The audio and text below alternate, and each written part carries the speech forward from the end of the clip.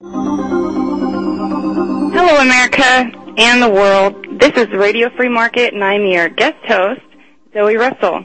We are behind the lines of socialism, my friends, and Radio Free Market is the voice of free people and free markets. Our topic today is why BP should stand for Beyond Public, how the BP spill is not a failure of free markets, with Dr. Walter Block. Walter is a senior fellow at the Ludwig von Mises Institute, a professor of economics at Loyola University in New Orleans, and the author of Defending the Undefendable. Today we'll all learn more about the essentials of property rights as we discuss with Dr. Block how privatization of the oceans, yes, even the oceans, brings about stronger free market regulations than all of the government agencies. I'd like to take 1 second to thank the regular host and founder of Radio Free Market, Michael McKay, for letting me take the reins and be the guest host this Saturday. This is a live call-in show, so please give us a ring at 1-800-313-9443. Again, that's 1-800-313-9443. So, Walter, can you first just give us a little background on how BP and other oil companies go about drilling in the ocean? Do they actually own their own land?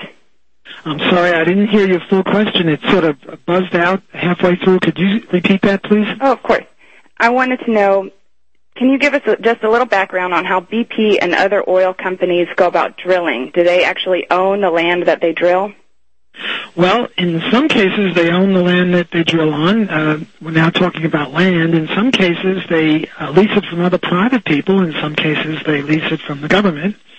In the case of BP oil spill in the Gulf of Mexico, they got permission from the U.S. government's Minerals Management Service, and that's how they were licensed to drill at the place that they drilled at. I see. So how long have we had federal land in the outer continental shelf? Do you know that? Well, it's been a good number of years. I don't know the exact amount, but this is not a new departure. I see. So in Austrian economics, or as Michael McKay likes to say, reality economics, we believe in totally private land, even private oceans. How does this even work in the ocean? How do you divide up the land? Well, it's interesting. The oceans comprise, 75% of the Earth's surface, and the land comprises 25% of the Earth's surface. And the oceans are unowned, and they contribute to world GDP, I don't know what, 0.5%, 1%, whereas the 25% of the Earth's surface that is owned by people, not all of it, governments hog up some of it, creates 98% of the GDP. And the reason for this is the tragedy of the commons. What the tragedy of the commons is that if something is owned in common, people tend not to take as good care of it as they otherwise would. And if they own it privately, they take very good care of it. One of the examples I use to illustrate the tragedy of the commons is the cow and the buffalo, which are very, very similar animals. The cow has always been owned privately. The buffalo was unowned, similar to the tragedy of the commons of the ocean, and almost went extinct.